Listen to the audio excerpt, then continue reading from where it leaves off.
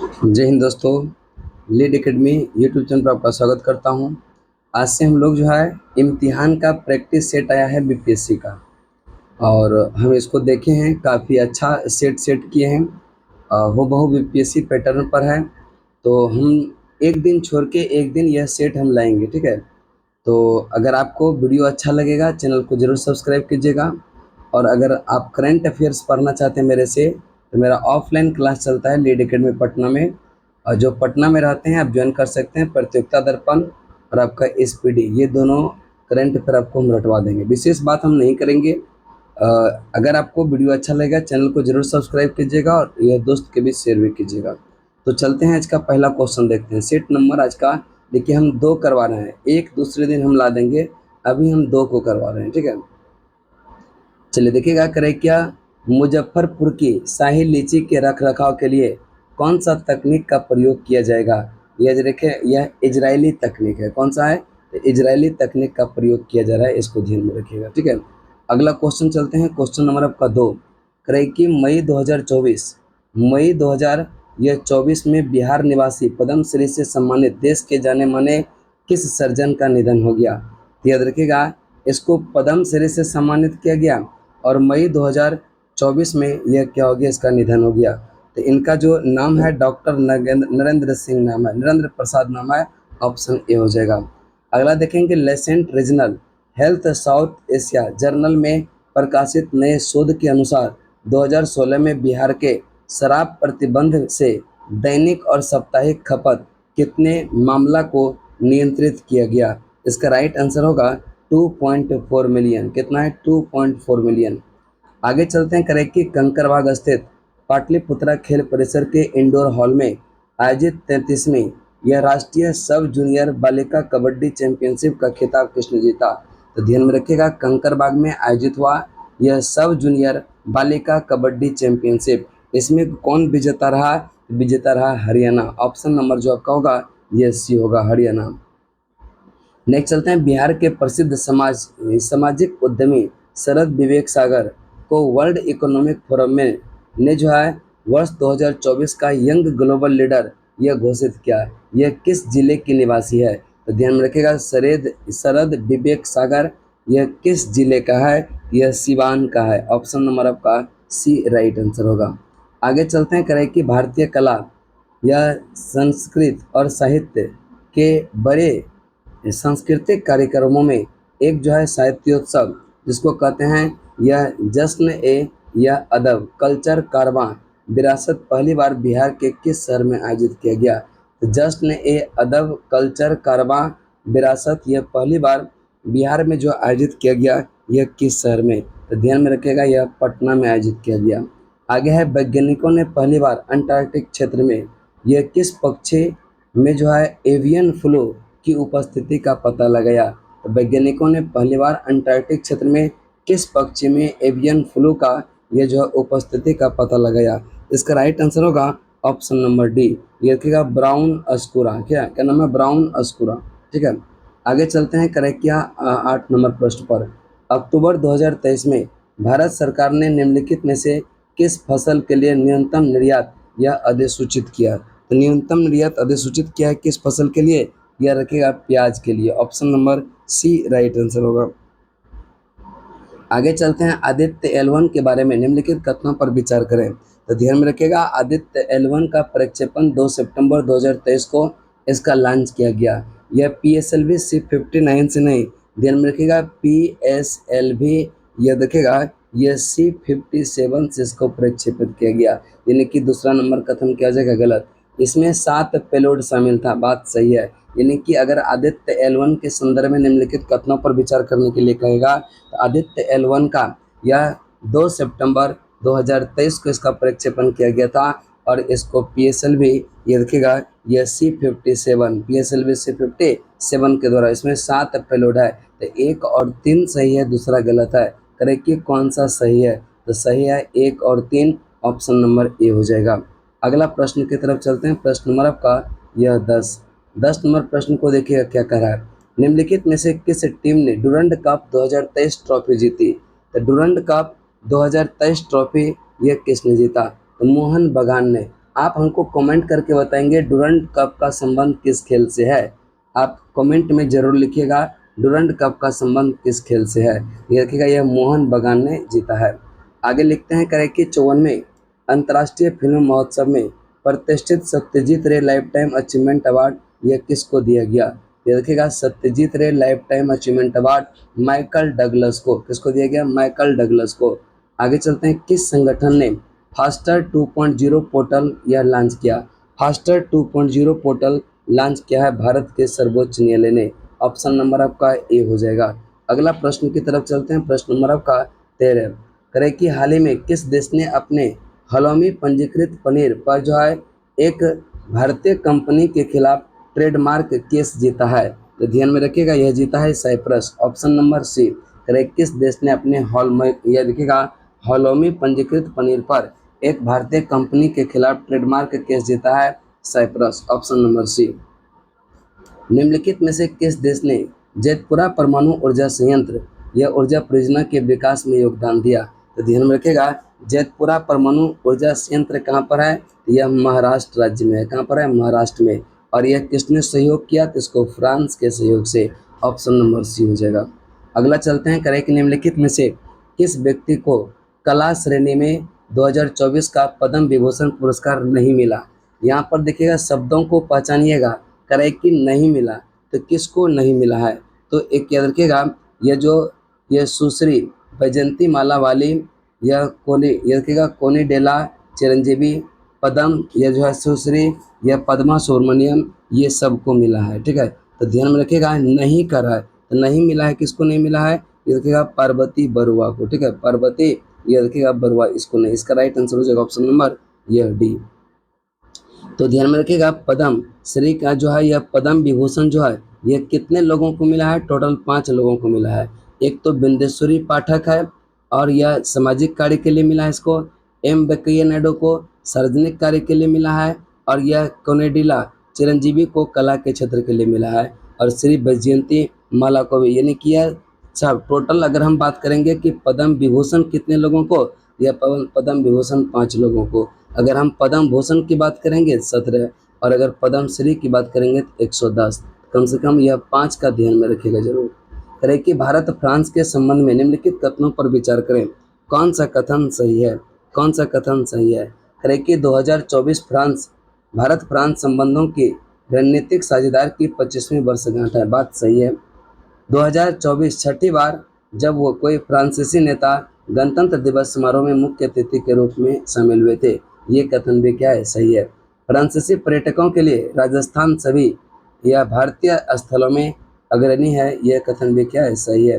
दोनों पक्ष छोटे मॉड्यूल रिएक्टर और उन्नत मॉड्यूल रिएक्टर पर जो है यह साझेदारी स्थापित करने पर भी सहमत हुआ है, यानी कि चारों के चारों कथन यहाँ पर क्या है, सही है। ऑप्शन नंबर हो जाएगा कौन सा, डी। आगे है, हाल ही में किस अंतरिक्ष यात्री ने अंतरिक्ष में सबसे अधिक समय बिताने का रिकॉर्ड बनाया। तो यह देखिएगा, काफ़ी बार हम इसको पढ़ा चुके हैं, ओलेग कोनेनेंको है और यह कहाँ के है, रूस के है। नेक्स्ट चलते हैं, अगला आपका 18 नंबर प्रश्न पर चलते हैं। करें कि ब्रांड गार्जियन, कौन सा, ब्रांड गार्जियन की बात करेंगे तो ब्रांड गार्जियनशिप इंडेक्स 2024 में यह भारतीयों में पहला विश्व स्तर पर यानी कि दूसरा स्थान यह किसे प्राप्त हुआ, यानी कि भारतीयों में पहला और विश्व स्थान पर दूसरा, यह Mukesh Ambani. Option number D हो जाएगा। आगे चलते हैं 19 नंबर, इजराइल के यह देखिएगा भूवैज्ञानिक संस्थान ने जो है किस देश के नज़दीक पानी के नीचे एरेटोस्थनीज घाटी का पता लगाया, यह देखिएगा साइप्रस। ऑप्शन नंबर हो जाएगा डी, साइप्रस, यानी कि पानी यह देखिए नज़दीक पानी के जो है नीचे ये एरेटोस्थनीज घाटी का पता लगाया, साइप्रस। निम्नलिखित में से किसने भारत के पर्यावरण, वन और जलवायु परिवर्तन मंत्रालय के सहयोग से 8 दिसंबर को जो है COP28 ग्रीन राइजिंग पहल की शुरुआत किया।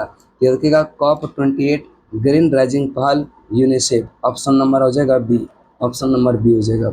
नेक्स्ट चलते हैं, दक्षिण पूर्व एशिया यह ओपीएम सर्वेक्षण 2023 के अनुसार विश्व का सबसे बड़ा अफीम उत्पादक देश है, वह कौन। तो सबसे बड़ा जो अफीम उत्पादक देश है वह म्यांमार है। ऑप्शन नंबर सी, सबसे ज़्यादा अफीम का उत्पादन करता है कौन, म्यांमार।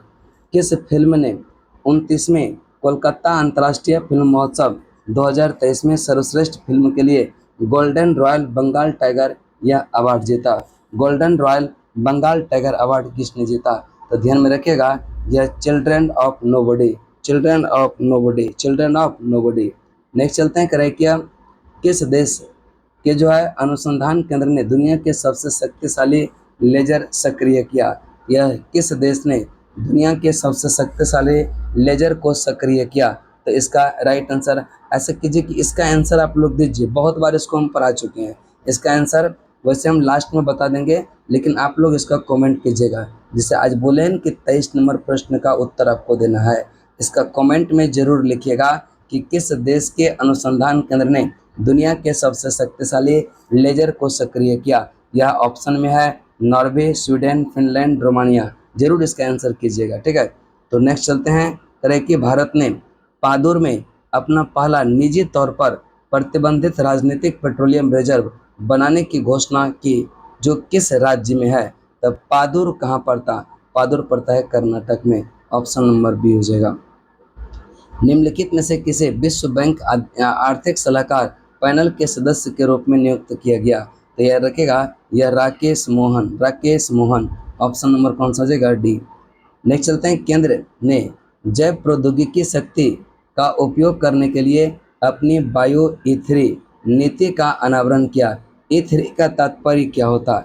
E3 का तात्पर्य होता है employment, environment, economy. Employment, environment, economy. ऊर्जा से संबंधित यह नहीं है, तो ध्यान में रखिएगा, यह एम्प्लॉयमेंट यानी कि रोजगार, पर्यावरण और अर्थव्यवस्था की बात करता, यानी कि 2, 3, 4 ऑप्शन नंबर हो जाएगा।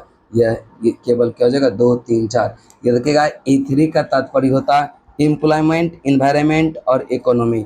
एम्प्लॉयमेंट, इन्वायरमेंट और इकोनॉमी, यानी कि आपका 2, 3, 4 आंसर हो जाएगा। आगे चलते हैं, करें कि 2023 एशियाई खेलों के संदर्भ में निम्नलिखित कथनों पर विचार करें। करें कि यह एशियाई खेल का 19वां संस्करण था। बिल्कुल सही आंसर है कि यह एशियाई खेल का 19वां संस्करण था। इसका उद्घाटन 23 सितंबर 2023 को यह चीन के हांगझू शहर में, यानी कि जो 19वां एशियाई खेलों का संस्करण हुआ, यह हांगझू चीन में। ई स्पोर्ट्स भी, ये देखिएगा, मेडल इवेंट के रूप में इसमें क्या था? शामिल किया गया था। यानी तीनों कथन यहाँ पर क्या हो जाएगा? सही है। ऑप्शन नंबर हो जाएगा डी। अगला प्रश्न पर चलते हैं, प्रश्न नंबर आपका 28। प्रश्न नंबर 28 को देखिए ध्यान से।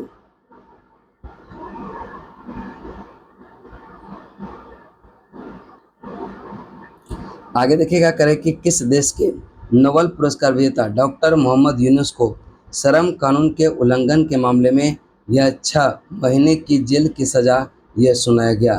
तो ध्यान में रखिएगा, यह किसको सुनाया गया? यह कहाँ के है? यह देखिएगा बांग्लादेश के। ऑप्शन नंबर आपका बी। आगे चलते हैं, निम्नलिखित में से किस राज्य ने भैंस और बुलबुल की लड़ाई की पारंपरिक प्रथा को पुनर्जीवित करने का प्रयास किया है?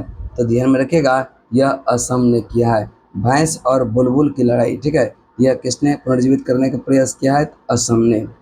31 जनवरी 2024 को RBI में जो है किस भुगतान बैंक पर यह प्रमुख व्यावसायिक प्रतिबंध लगा दिया? यह रखिएगा Paytm payment bank, Paytm payment bank.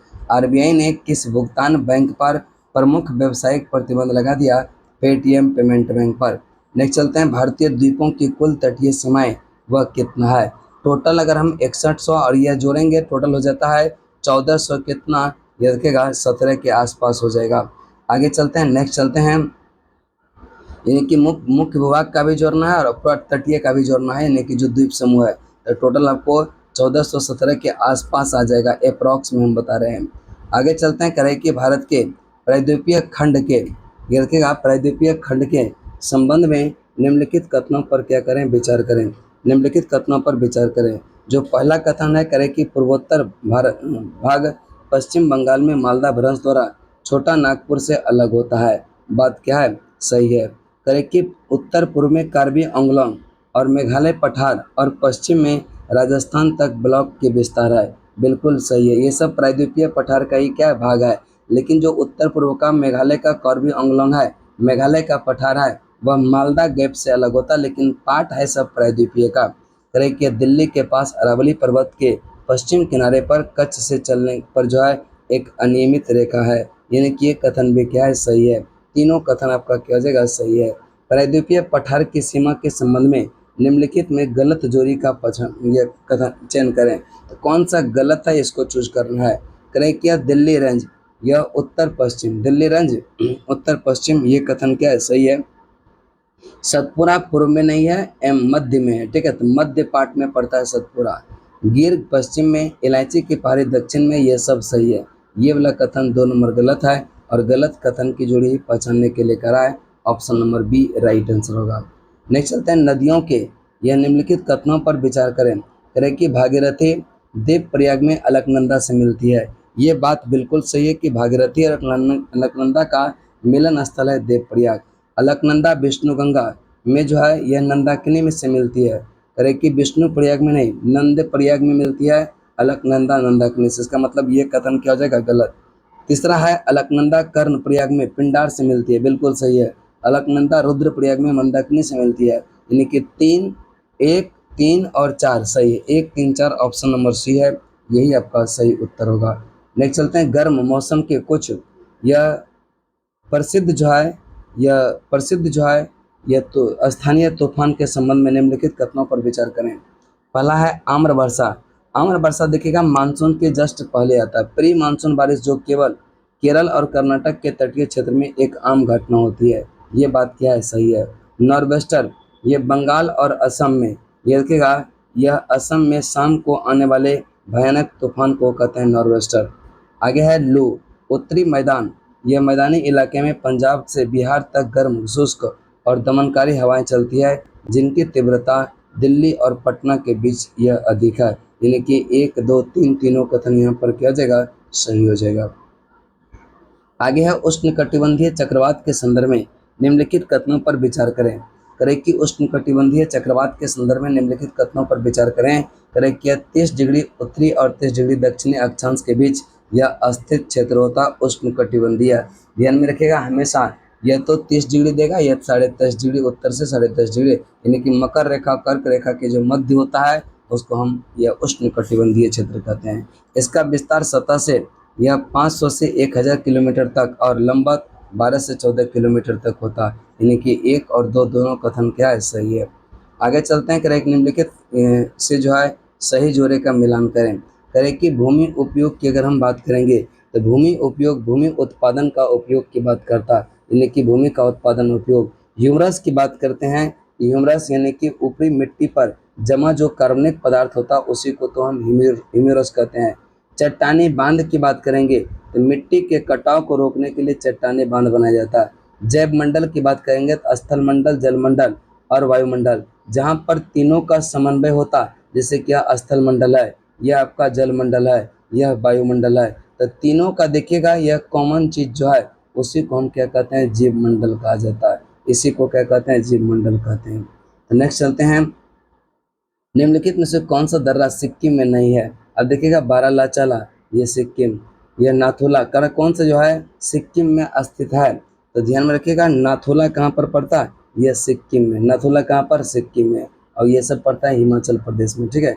Next चलते हैं। करें क्या, जबकि आप लोग बताएंगे बनिहाल दर्रा कहाँ पड़ता है, बताएंगे कमेंट करके बनिहाल दर्रा कहाँ पड़ता है। चलिए इसके बाद जो है करें कि प्राकृतिक विकास दर के संदर्भ में निम्नलिखित में से कौन सा कथन सही है। प्राकृतिक विकास दर के संदर्भ में बात कर रहे हैं, यह 39 का हो जाएगा ए। करें कि किसी देश के जन्म दर और मृत्यु दर के बीच का अंतर उसको कहते हैं क्या, यह जन्म दर और मृत्यु दर के बीच का अंतर, यानी कि ऑप्शन नंबर क्या हो जाएगा, उसी को कहते हैं प्राकृतिक विकास दर। कौन सा जोड़ा, यानी सही जोड़े का चयन करें, सही जोड़े का चयन करें। अगर हम मौसम विज्ञान की बात करेंगे तो मौसम विज्ञान का संबंध है जलवायु विज्ञान से, बिल्कुल सही है। यह जनसांख्यिकी विज्ञान का संबंध जो है वह किससे है, यह जनसंख्या भूगोल से होता, लेकिन करें कि मृदा भूगोल से, गलत हो जाएगा। समाज शास्त्र की बात करेंगे तो सामाजिक भूगोल से होगा। पेडोलॉजी की बात करेंगे तो मृदा भूगोल से होगा। तो ये सब चीज़ें ध्यान में रखिएगा, केवल एक ही सही है। अलग अलग आकाश गंगाओं के व्यास का परास, यह डैश प्रकाश वर्ष, कितना प्रकाश वर्ष होगा, तो 80,000 से 1,50,000, 80,000 से 1,50,000 इसका व्यास परास होता। करें कि पृथ्वी की ओर के संबंध में निम्नलिखित कथनों पर विचार करें। करें कि बाहरी कोर ठोस अवस्था में है जबकि आंतरिक कोर तरल अवस्था में है। यानी कि यह कथन क्या है, सही है। ये कथन क्या है, सही। करें कि जो आंतरिक कोर होता है ना, बाहरी कोर ठोस अवस्था में और आंतरिक कोर क्या होता है, यह तरल अवस्था में। ये देखिएगा, आंतरिक कोर तरल अवस्था में, बाह्य कोर की बात करेंगे। ये कथन आपका क्या हो जाएगा, गलत हो जाएगा। उलट दिया है, करें कि जो बाहरी कोर होगा वह ठोस अवस्था में, आंतरिक कोर क्या होता है, यह ठोस अवस्था में। और जो आंतरिक कोर होता है वह क्या होता है, यह बाह्य जो होता है वह क्या होता है, तरल अवस्था में। तो उलट दिया, यानी कि ये कथन क्या हो जाएगा, गलत। कोर बहुत भारी सामग्री से बना है, ज्यादातर निकल और लोहे का बना है। ये कथन क्या है, सही है। इससे कभी कभी नीफे परत भी कहा जाता है। बिल्कुल सही कथन है। आगे चलते हैं, करें क्या, वेगनर महाद्वीपीय बहाव सिद्धांत के संदर्भ में निम्नलिखित कथनों पर विचार करें। वेगनर के महाद्वीपीय सिद्धांत के बारे में हम लोग चर्चा करेंगे। करें कि विशाल महासागर पैंथेलासा कहा जाता है, जिसका अर्थ होता है सारा पानी। यानी कि बिल्कुल कथन क्या है, सही है। करें क्या 300 मिलियन वर्ष पहले सुपर महाद्वीपीय पेंजिया विभाजित होना शुरू हुआ था। नहीं, यह 200 मिलियन वर्ष पूर्व की बात करता, 300 नहीं। ये कथन क्या हो जाएगा, गलत हो जाएगा। पेंजिया सबसे पहले लॉरेंसिया और गोंडवाना के रूप में 2 खंडों में महाद्वीप में विभाजित हुआ था, जो क्रमशः उत्तरी और दक्षिणी घटक है। यानी कि 1 और 3 कथन क्या है, सही है। वही आपका सही उत्तर होगा।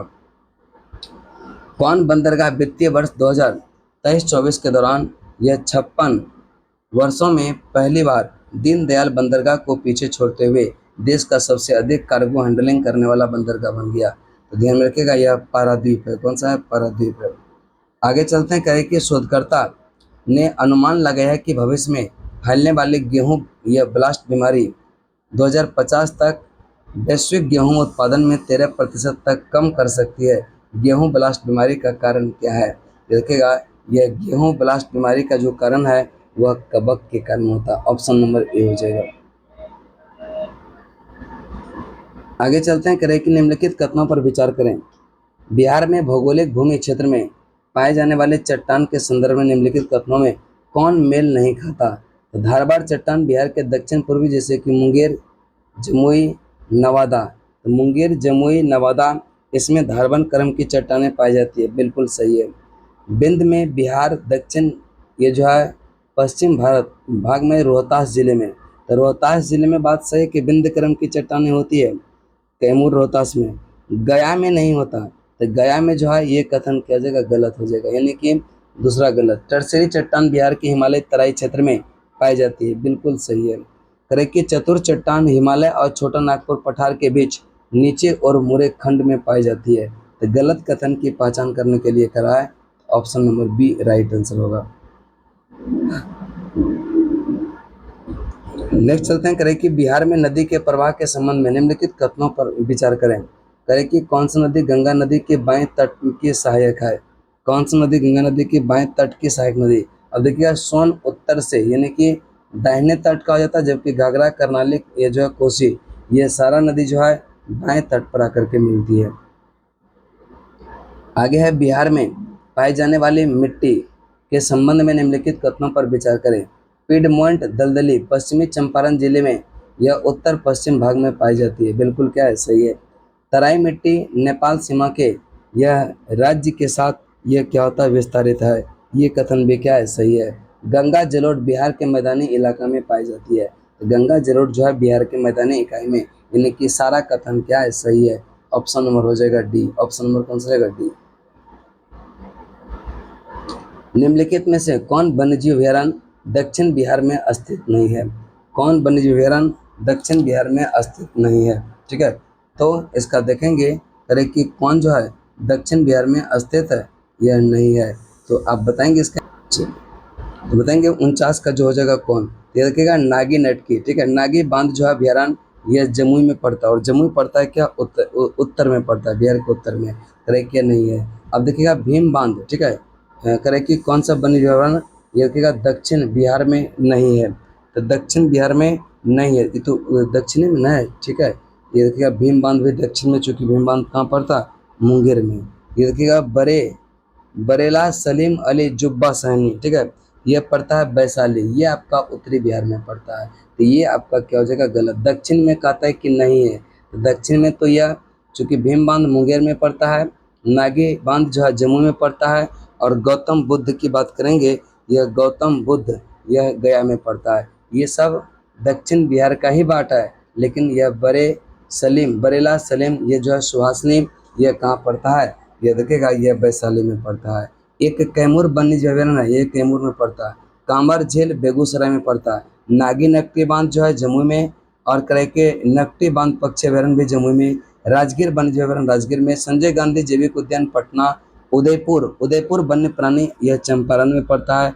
वाल्मीकि पश्चिमी चंपारण में पड़ता है। वाल्मीकि वाणी प्राणी अभयारण्य पश्चिमी चंपारण में। विक्रमशिला यह गंगा डॉल्फिन अभयारण्य भागलपुर में पड़ता है। तो यह कौन सा दक्षिण बिहार में नहीं है, यह जो है कौन सा, यह सी हो जाएगा, ऑप्शन नंबर सी।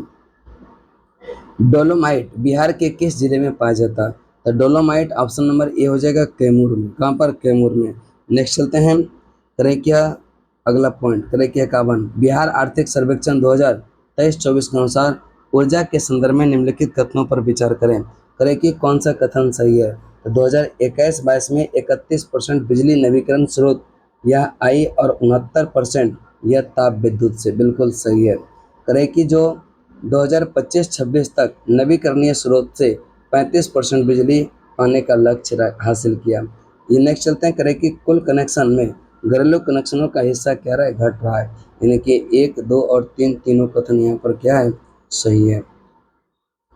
बिहार के आर्थिक सर्वेक्षण 2023-24 के अनुसार राज्य के ग्राम कचहरी में यदकिगा यह 2021-22 से 2022-23 के बीच दर्ज कुल मामले यह कितना प्रतिशत है, तो बिहार आर्थिक सर्वेक्षण 2023-24 के अनुसार यह राज्य के ग्राम कचहरी 2021-22 से 2023-24 में कुल दर्ज मामलों की संख्या यह कितना है, तो इसका जो राइट आंसर होगा यह कितना हो जाएगा, 82.2%, 82.2%। नेक्स्ट चलते हैं, करें कि बिहार आर्थिक सर्वेक्षण 2023-24 के अनुसार बिहार राज्य का जन्मकालीन जीवन संभाव्यता 2016 से 20 में कितना रहा, तो देखिएगा 69 पॉइंट कितना, ये 5, 69.5। नेक्स्ट चलते हैं, करें कि भारत सरकार द्वारा यह चलाए गए योजनाओं को उसके उद्देश्य से मिलान करें, उसके उद्देश्य से मिलान करें। तो करें कि ध्यान में रखिएगा, यहाँ पर करें कि कौन सा सही सुमेलित है, कौन सा ऑप्शन दिया है आपका। करें किया इसका जो आंसर हो जाएगा, पहले मिलान करके देख लेते हैं। करें कि वित्तीय समावेशन की बात करेगा, ये देखिएगा यह प्रधानमंत्री जनधन योजना से संबंधित है। रोजगार एवं समावेशी विकास की बात करेंगे तो यह स्वर्ण जयंती शहरी रोजगार योजना से। कृषि समावेशी की बात कर रहा होगा, इसका मतलब है प्रधानमंत्री कृषि सिंचाई से। प्रौद्योगिकी और समावेशी की बात करेगा तो डिजिटल इंडिया कार्यक्रम से। इसका राइट आंसर होगा यह 2-1-4-3 ऑप्शन नंबर बी। आगे चलते हैं, कौन सा आर्थिक सिद्धांत, कौन सा जो है यह आर्थिक सिद्धांत यह अस्थिरता और विकास प्राप्त करने के लिए यह सरकारी हस्तक्षेप की वकालत करता है, तो इसका राइट आंसर जो होगा यह कीसेनियन अर्थशास्त्र। कौन सा, कीसेनियन अर्थशास्त्र। आगे चलते हैं, प्रधानमंत्री फसल बीमा योजना का प्राथमिक उद्देश्य क्या है। प्रधानमंत्री फसल बीमा योजना का जो उद्देश्य है यह क्या है, तो किसान को कम ब्याज दरों पर ऋण प्रदान करना, किसान को कम ब्याज दर पर ऋण क्या करना, प्रदान करना। निम्नलिखित में से कौन कर केंद्र सरकार द्वारा जो है लगाया जाता है लेकिन राज्य द्वारा एकत्र और विनियोजित किया जाता है, तो ध्यान में रखिएगा यह कौन सा हो जाएगा, 57 का हो जाएगा, औषधि और यह शौचालय तैयारियां उत्पादन, ठीक है। यह औषधि और प्रसाधन निर्माण या उत्पाद शुल्क की बात करेंगे। आगे चलते हैं, बजटीय घाटा क्या अर्थ होता है, बजटीय घाटा का क्या अर्थ होता है, तो राजस्व पर सरकार की व्यय की अधिकता, राजस्व पर यह सरकार की व्यय की अधिकता को ही कहते हैं बजटीय घाटा। प्रधानमंत्री आवास योजना के बारे में निम्नलिखित कथनों पर विचार करें। प्रधानमंत्री आवास योजना के बारे में निम्नलिखित कथनों पर विचार करें, कौन सा कथन ये जो है सही है, कौन सा कथन सही है। देखिएगा पहला, करें कि प्रधानमंत्री यह आवास योजना का शुरुआत 2000 क्या 18 में हुआ? नहीं, ये देखिएगा 2015 में ही ये शुरू किया गया, यानी कि ये कथन किया जाएगा, गलत हो जाएगा। दूसरा क्वेश्चन है करें कि इस माध्यम से लाभार्थियों को घर खरीदने, बनाने या ऋण लेने के लिए भी सब्सिडी प्रदान करता है, ये सही है। लाभार्थी परिवार ने भारत सरकार से किसी भी आवास योजना के तहत यह कोई केंद्रीय सहायता प्राप्त नहीं किया, ये कथन क्या है? सही है। और करें क्या 12 लाख से 18 लाख, ठीक है, 12 लाख से या 18 लाख तक की अगर हम बात करेंगे कि यह वार्षिक आय वाले मध्यम आय वाले वर्ग इसका पात्र क्या होगा? नहीं होगा। ये देखिएगा इसमें कहा गया कि मध्यम कर्मण्य से लगभग जो है यह, यानी कि ये कथन आपका क्या हो जाएगा? गलत। करें कौन सा कथन सही है? तो 2 और क्या हो जाएगा? यह 3 सही है। दुर्लभ खनिज के संबंध में निम्नलिखित कथनों पर विचार कीजिए। दुर्लभ खनिज के संबंध में निम्नलिखित कथनों पर विचार कीजिए। करें कि इन खनिजों का उपयोग तकनीक, उद्योग, नवीकरणीय ऊर्जा या प्रौद्योगिकी में किया गया, ये कथन क्या है? सही है। उसके बाद करें कि सीमित जो है यह वैश्विक उत्पादन के कारण इन खनिजों का खनन कठिन है, ये कथन भी क्या है? सही है। भारत में महत्वपूर्ण दुर्लभ खनिज या स्थल नहीं है, बहुत सारा ऐसा है, ये कथन क्या जाए? गलत। तो 1 और 2 सही आंसर होगा, ऑप्शन नंबर बी। वित्तीय अस्थिरता रिपोर्ट यह किसके द्वारा प्रकाशित किया जाता है? वित्तीय अस्थिरता रिपोर्ट यह किसके द्वारा प्रकाशित किया जाता है? तो भारतीय रिजर्व बैंक के द्वारा, यानी कि वित्तीय अस्थिरता रिपोर्ट यह कौन जारी करता है? भारतीय रिजर्व बैंक, आरबीआई ने करता है। आगे है करेक्ट निम्नलिखित पर विचार करें। भारत में प्रत्यक्ष विदेशी निवेश भंडार यह विदेश निवेशी प्रवाह का सही कालानुक्रम घटता क्रम, यानी कि सबसे ज़्यादा जो होगा वह कौन?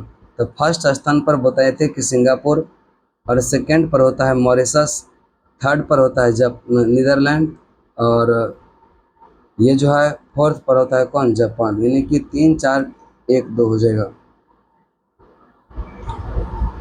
63 करें कि विपक्षी नेता की यह स्थिति आधिकारिक रूप से निम्नलिखित में से वर्णित है। ये देखिएगा यह विपक्ष के नेता की स्थिति आधिकारिक रूप से वर्णित है, यह किस में वर्णित है? संसद में विपक्ष नेता के वेतन भत्ते अधिनियम 1977, ऑप्शन नंबर हो जाएगा बी। निम्नलिखित करें कि भारतीय संविधान के अनुच्छेद 3 के तहत क्या क्या है? तो राज्य का यह नया बनना, किसी राज्य का क्षेत्रफल को बढ़ाना, किसी राज्य की सीमा में परिवर्तन, किसी राज्य का नाम बदलना, यानी कि चारों शामिल है, ऑप्शन नंबर क्या हो जाएगा? डी। करें निम्नलिखित में से कौन प्रत्येक यह आम चुनाव के बाद जो है पहले सत्र की शुरुआत में संसद के दोनों सदनों को संबोधित करता है? वह कौन करता है? राष्ट्रपति करता है, ऑप्शन नंबर सी हो जाएगा, राष्ट्रपति करता है, ऑप्शन नंबर सी। भारतीय संविधान का कौन सा अनुच्छेद यह निर्धारित करता है कि न्यायालयों के संसद की कार्रवाई की जांच करने की अनुमति नहीं है? यह कौन सा अनुच्छेद करता है? 122 करता है, ऑप्शन नंबर ए हो जाएगा। नेक्स्ट चलते हैं 67। निम्नलिखित कथनों पर विचार करें। निम्नलिखित कथनों पर विचार करें। करें क्या विधेयक दूसरे सदन को अस्वीकार कर दिया जाए? करें क्या उपरोक्त में से 2 सदनों की संयुक्त बैठक किस स्थिति में होगा? करें कि जब ने एक पारित करके दिया, दूसरे के पास गया और वह क्या होता? यह अस्वीकृत कर देता। दूसरा, विधेयक किए जाने वाले संशोधनों पर संसद अंतिम रूप से सहमत न हो, यानी कि मतभेद हो जाए, यानी कि इस कंडीशन में होगा। विधेयक दूसरे सदन पर पारित या किए बिना प्राप्त तिथि से 3 महीना से अधिक तक रख लेता। यानी कि 3 महीना नहीं, यहाँ 6 महीना की बात करता है, 6 महीना से अधिक रख लेगा तब, यानी कि 1 2 सही है, तीसरा नंबर क्या हो जाएगा? गलत हो जाएगा। आगे है पूर्वोत्तर परिषद के संदर्भ में निम्नलिखित कथनों पर विचार करें। कौन सा कथन सही है? करें क्या इसका गठन 1971 में संसद अधिनियम बनाकर किया। अरुणाचल प्रदेश 2001 में इनका सदस्य बना, ये कथन क्या है? गलत है। यह अरुणाचल प्रदेश, असम, त्रिपुरा, मणिपुर जो है, मेघालय, मिजोरम, नागालैंड, सिक्किम जो पूर्वोत्तर परिषद का हिस्सा था। पूर्वोत्तर परिषद का गठन 1971 में हुआ। विकास नियोजन क्षेत्रीय स्तरीय निर्माण की कोई भूमिका नहीं है, इसमें भूमिका उसका भी होता है। इसका मतलब केवल और केवल एक ही सही आंसर है, एक ही सही आंसर है। अगला क्वेश्चन चलते हैं हम लोग, क्वेश्चन नंबर आपका 69। करें कि लोकतंत्र की विशेषता के संबंध में निम्नलिखित कथनों पर विचार करें। तो निम्नलिखित कथनों पर विचार करने की बात कर रहा है। तो 69 का हो जाएगा यह कौन सा, यानी कि लोकतंत्र स्वस्थ और निष्पक्ष चुनाव। लोकतंत्र ये लोगों के चुनाव के शासक सभी प्रमुख ये निर्णय लेते हैं। 1 और 2 दोनों क्या है, सही है। तीसरा नंबर कथन क्या है, गलत है। 70 और आज हम यहीं तक करेंगे, फिर अगला वीडियो में आएंगे, चूँकि वीडियो बहुत लंबा हो जाएगा। निम्नलिखित कथनों पर विचार करें। 70 करें क्या, निम्नलिखित कथनों पर विचार करें, करें कि सही उत्तर का चयन करने के लिए करें। करें कि हमारे देश का चुनाव अभियान उम्मीदवार की अंतिम सूची की घोषणा करने का तारीख यह 3 सप्ताह की अवधि के लिए होता है। नहीं, ये कथन क्या हो जाएगा, यह गलत हो जाता है। 2 सप्ताह की अवधि के लिए होता है, 3 सप्ताह नहीं, ये कथन गलत है। भारत में चुनाव कानून या अनुसार कोई उम्मीदवार पार्टी लोकसभा चुनाव के लिए निर्वाचित यह क्षेत्र में 25 लाख से अधिक व्यय खर्च नहीं कर सकती है। यानी कि यह दूसरा नंबर कथन क्या है, ये सही, लेकिन इसका सीमा हमेशा क्या होता है, बढ़ाया जाता है। ये देखिएगा, यह निर्वाचन लोकसभा क्षेत्र से निर्वाचन 54 लाख से 70 लाख कर दिया। इसके अलावा ये देखिएगा, यह फिर 70 से बढ़ाकर 95 लाख कर दिया गया है। और इसके अलावा विधानसभा की अगर हम बात करेंगे, 20 लाख से पहले 28 लाख और उससे बढ़ाकर 28 से फिर कर दिया 40 कर दिया, कि राज्यों के आधार पर होता है। तो आज हम इतना ही करेंगे। वीडियो अच्छा लगा हो तो ज़रूर सब्सक्राइब कीजिएगा चैनल को, और हम फिर कल इसका दूसरा पार्ट लेकर के आएंगे। आज इतना ही, तब तक के लिए जय हिंद, जय भारत।